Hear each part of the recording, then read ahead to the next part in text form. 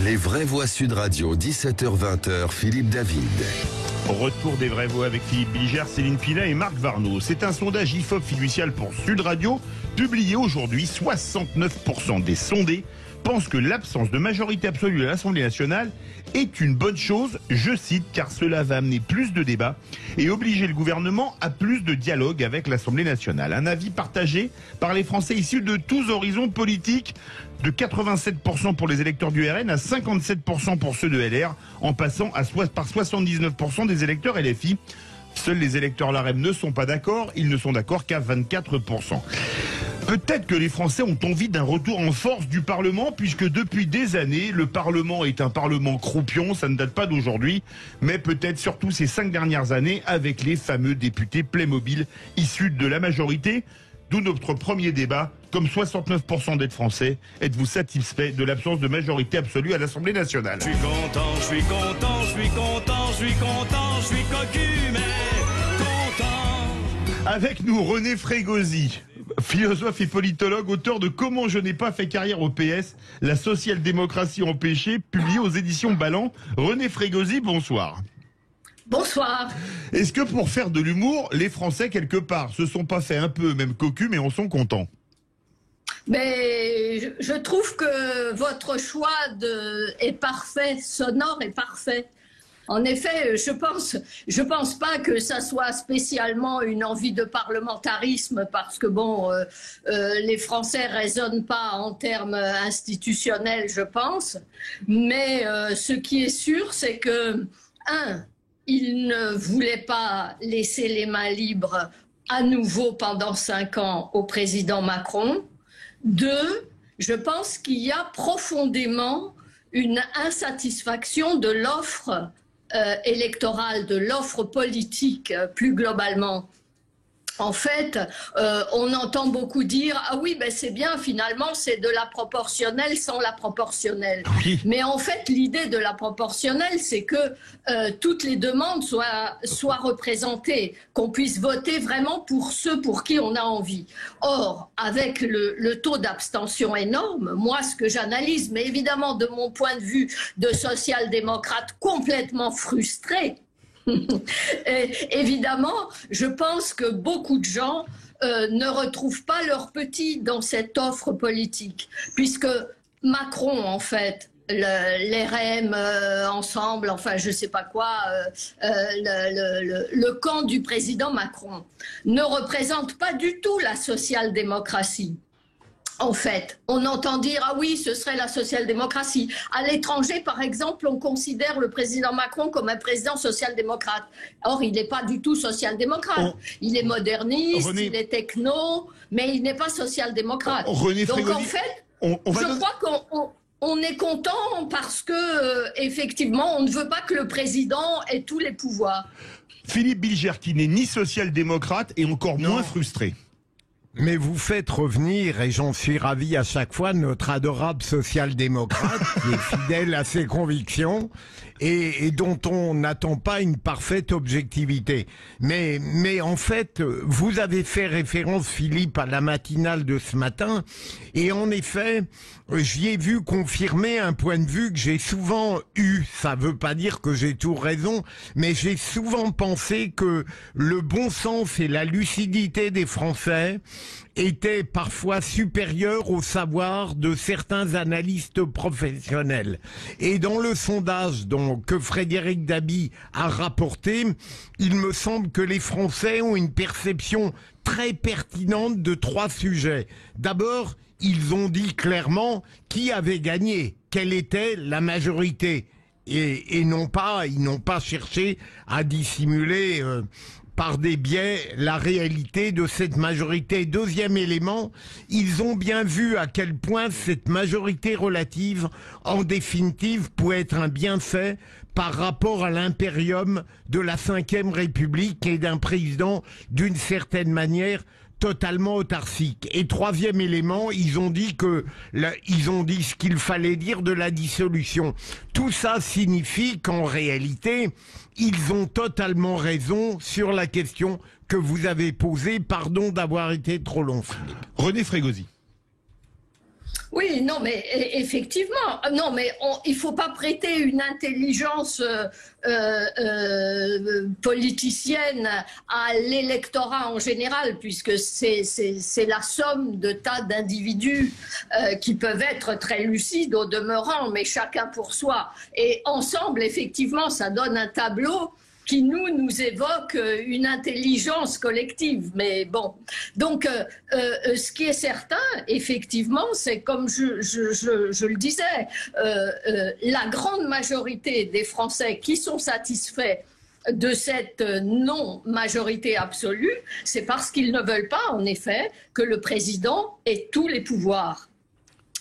Après, effectivement, vous avez différents partis qui sont représentés à l'Assemblée, qui ne représentent pas donc tous les courants qui peuvent exister dans la société, et notamment parmi les abstentionnistes, qui étaient quand même extrêmement nombreux. Ceux-là, ils se sont sûrement prononcés dans le sondage. Ils sont contents que le président n'ait pas une majorité absolue. Mais on ne sait pas exactement à quoi ils auraient adhéré comme parti représenté à l'Assemblée. En tous les cas, ce qui est certain, c'est que il faut compter maintenant sur la responsabilité quand même des différents groupes parlementaires. Moi, je suis absolument favorable au parlementarisme. On va faire réagir quelqu'un que vous connaissez bien, René Frégosi, Céline Pina, qui veut réagir. Bonjour René. Oui. Bonjour. Oui, ce qui me semble effectivement intéressant et très juste dans ce qu'a dit René, c'est que finalement le président est sanctionné sur un ensemble de points. D'abord pour n'avoir pas su transmettre quelle était sa vision de l'avenir. Les Français n'en ont aucune idée. Donc il y a une sanction qui est sa incapacité à donner un programme ou une direction claire. Et une autre sanction qui va derrière ça, qui est que de toute manière, dans le flou, les Français ne lui font pas confiance parce qu'il arrive parfois qu'un leader n'ait pas un programme très clair, mais que pour autant, il y ait une adhésion soit à la personne, soit au parti, et que finalement une forme de confiance se crée. Là, ça n'a pas été le cas. Ce qui est manifeste, c'est la volonté des Français d'équilibrer ce pouvoir présidentiel et de faire en sorte que le président soit forcé à la négociation. Pourquoi ? Parce qu'ils ont peur pour leurs acquis sociaux, pour leur avenir. Ils ont peur pour la France et qu'ils voient se dessiner un chemin de déclin et qu'ils ne pensent pas que Emmanuel Macron ait les moyens tout seul de redresser ce pays.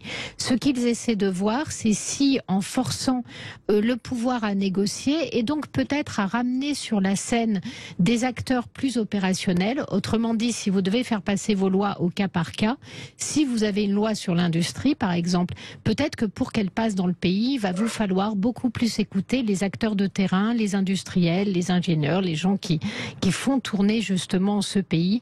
Et peut-être est-ce cela que les Français ont voulu contraindre le pouvoir à faire. Si on est dans un cas pareil, peut-être que justement ce parlementarisme pourrait être quelque chose d'intéressant. René Frégosi, puis Marc Varnaud. Oui. Mais le problème, c'est que dans les pays qui connaissent le parlementarisme, on a des partis raisonnables et responsables. Or, aujourd'hui, à l'Assemblée, je ne suis pas sûre, c'est le moins qu'on puisse dire, que tous les groupes politiques vont jouer le jeu d'un parlementarisme pondéré, raisonné.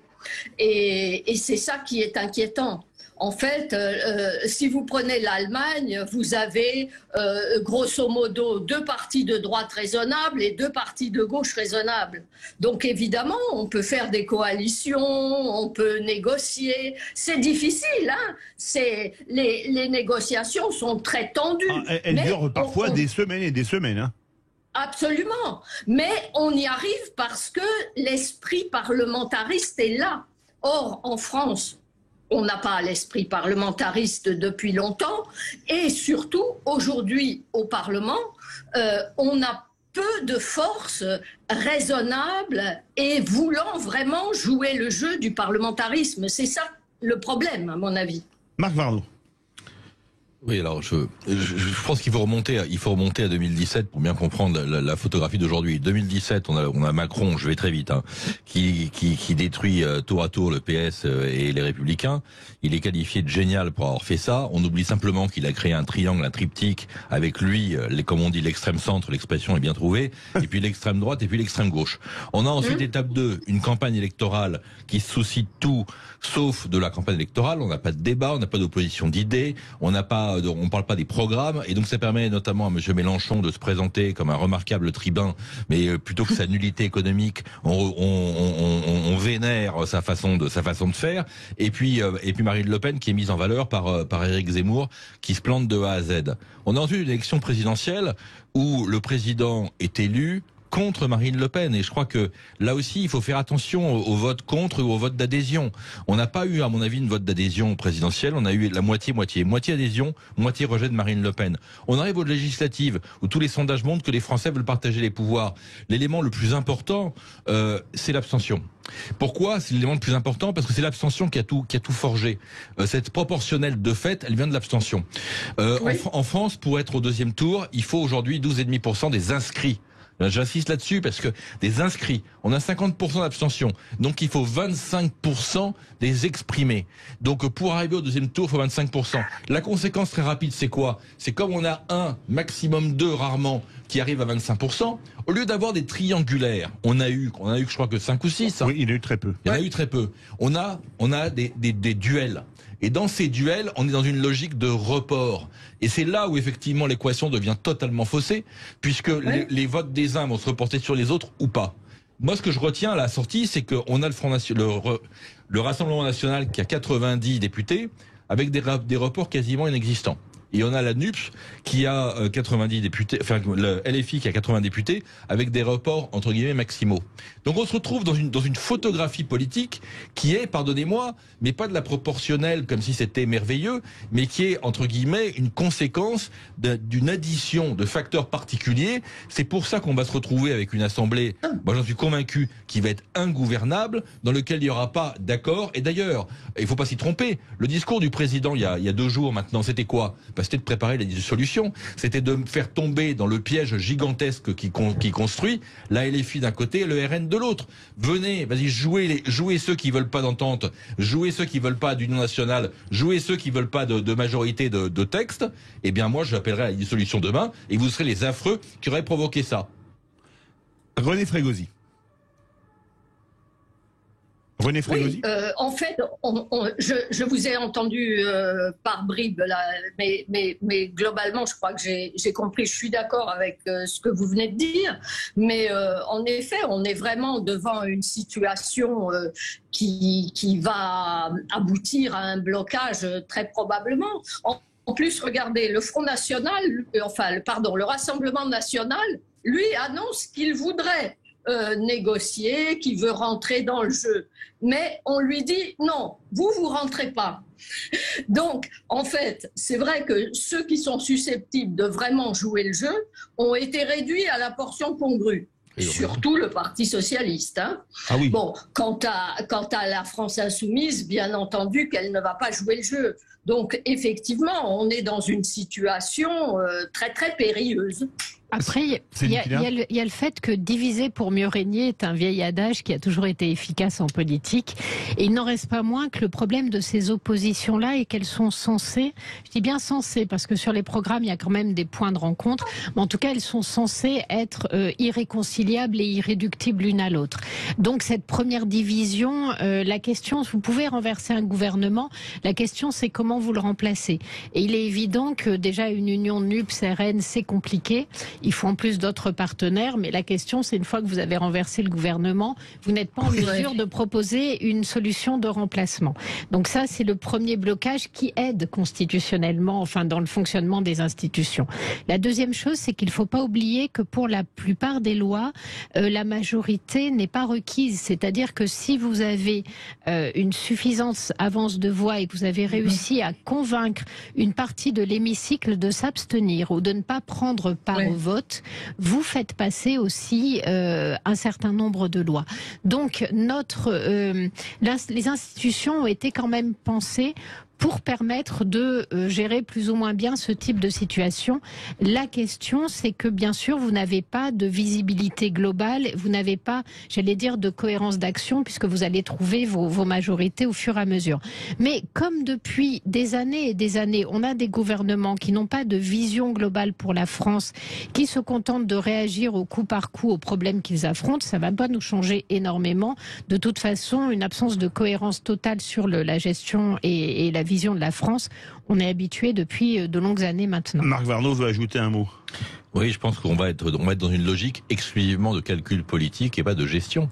Et je serais pas surpris que dans les semaines qui viennent, le président amène comme par hasard un texte à l'Assemblée, un texte sécuritaire, pour voir immédiatement la réaction des Républicains et des RN, les coinçant entre guillemets dans leur position d'opposants, les quasi obligeant à voter un texte, voilà. Et on va être dans cette logique-là, c'est-à-dire de pièges bien montés pour que les responsabilités soient non pas chez Emmanuel Macron, mais chez ses opposants. Philippe Bilger. J'entends Céline qui parle de vision globale. Là, je retrouve bien son intelligence qui a des ambitions élevées. Mais on ne peut plus avoir des visions globales aujourd'hui. Deuxième élément, je répondrai à Marc. Je trouve que, comme j'ai cherché à le dire tout à l'heure, que l'intrusion d'une forme de parlementarisme dans le pouvoir présidentiel est une très bonne chose. Et là où Emmanuel Macron a cru poser un piège aux oppositions, en réalité, il s'en est posé un à lui-même. Parce que, à partir du moment où il souhaite la collaboration, la concertation avec certains groupes, il va être obligé de présenter, et son gouvernement avec lui, des projets acceptables et qui devront être révisés à la limite autant qu'on le voudra, parce que il se met dans les mains de ses oppositions. Et en ce sens-là, je trouve que c'est bien. René Frégosi, que vous avez été au PS, ça ne vous posera pas de problème. La synthèse en 1 minute pour conclure. Non, mais c'est la minute qui lui posera un problème. Mais non, mais je pense que ça va être difficile, d'autant plus que le président Macron a l'air de choisir ses opposants et de choisir ceux qui veulent rentrer, ceux qui peuvent rentrer dans le jeu. Et donc ça va pas fonctionner comme ça. Donc effectivement, on peut être assez inquiet parce qu'il n'y a pas la culture du parlementarisme en France pendant ces dernières décennies. Un mot très court. Oui, je crois qu'il faut 15 secondes. Voilà, je crois qu'il faut intégrer dans toutes ces logiques le fait que le Rassemblement national va avoir la présidence de la Commission des finances et la vice-présidence de l'Assemblée. C'est pas fait encore. Hein. Oui, enfin, c'est sans doute, c'est très probable, et que du coup, ça risque de créer des débats à l'Assemblée nationale qui sont tout sauf des débats d'union nationale. C'est tout sauf très probable aujourd'hui. Oui. Hein. A priori, c'est du PEN. Alors, ils auront une vice-présidence d'office, mais la Commission des finances, ce sera a priori un LFI qui l'aura. Hein. A priori, d'après nos dernières infos. Ah bon, les vraies voix, 17h48, verdict. Comme 69% des Français, êtes-vous satisfait de l'absence de majorité absolue à l'Assemblée nationale? Vous êtes 95,3% à dire oui. La chronique, pas présidentielle, mais politique de Philippe Rossi, ça vous dit les vraies voix? Oui, bien sûr. Sud Radio. Parlons vrai. Sud Radio. Sud Radio. Parlons